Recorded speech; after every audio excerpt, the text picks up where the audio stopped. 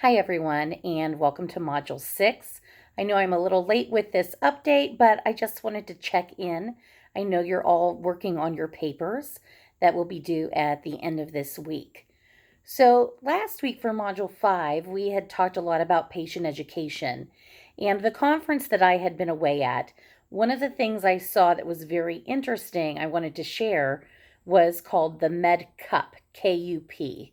And a group of nurses had done some research, and as many of you stated, a lot of our patients do not have adequate education while in the hospital. So I wanted to share the project these nurses had done with creating labels that went on a insulated reusable patient cup at the bedside. They created labels, and on those labels were typed out a list of the patient's different medications. I thought it was a great idea because the water cup was always on the bedside table.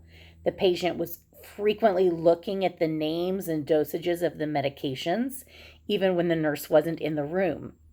They also had created a chart that had the list of the medications in one column and what the medication was for in another column, and then some of the side effects in a third column.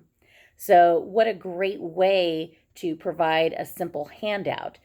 So, just some thoughts on things that we could create and come up with for our patients to help them improve on their understanding of their diagnoses and the medications that they take. I just wanted to share that with you.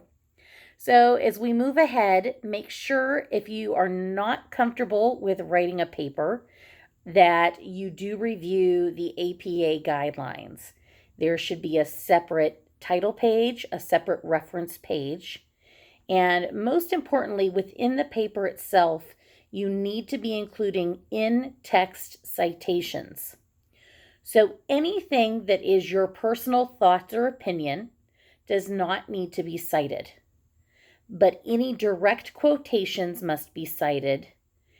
And also, any paraphrased content that is not an original idea should also be cited within the paper. Many students think if it's not a direct quotation, it does not need cited, which is not true. So if you noticed when you pulled your scholarly articles last week, that there is multiple citations within a single paragraph, and that is perfectly okay, and that's actually what we want to see. In a paper, some of it will be your own ideas, but many of what we find is coming from someone else's work, and we want to give them credit.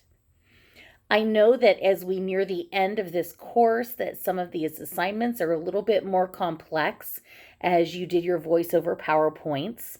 And next week coming up, we will have our video assignments done. So when you do the video, if this is something that you're not familiar with, allow extra time to get that uploaded.